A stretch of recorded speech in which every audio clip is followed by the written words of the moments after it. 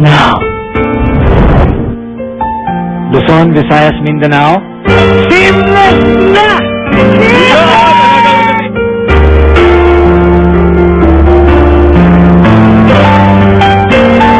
October 25, 2008, nang magbalik si Francis Magalona sa Itbulaga to perform with his friend Eli Buendia.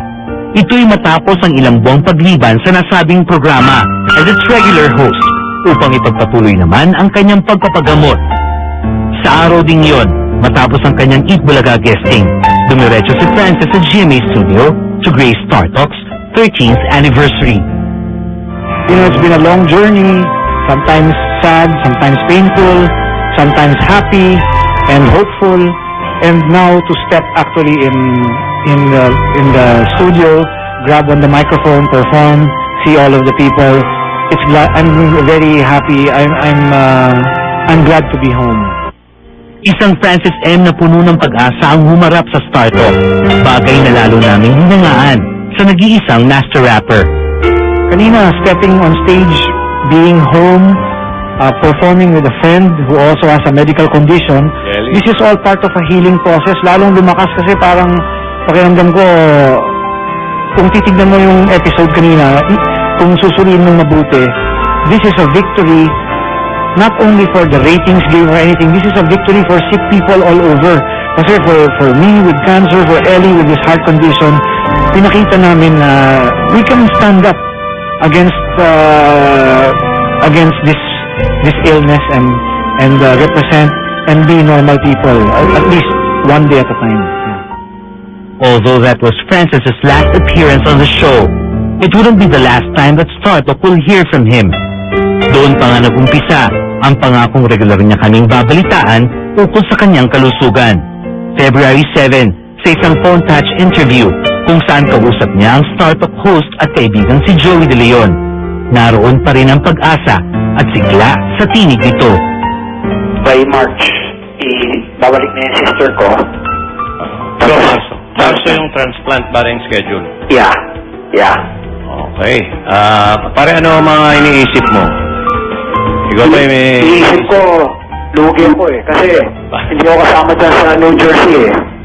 Sa Atlantic City, ang gaya nyo eh. Hindi, pare. Magpagaling na. Around the world tayo. Wala na kayong photographer. Wala na.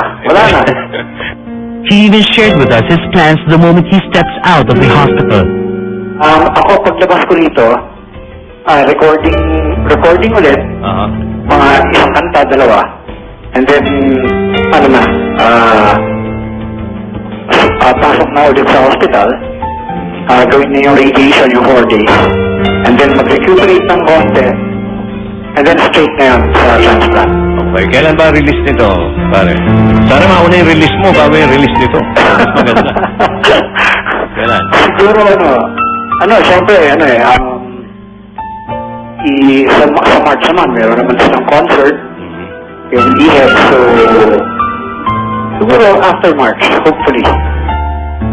Sino ang mag-aakalang iyon na ang huling pagkakataong maririnig namin ang kanyang tinig dito sa Star Talk?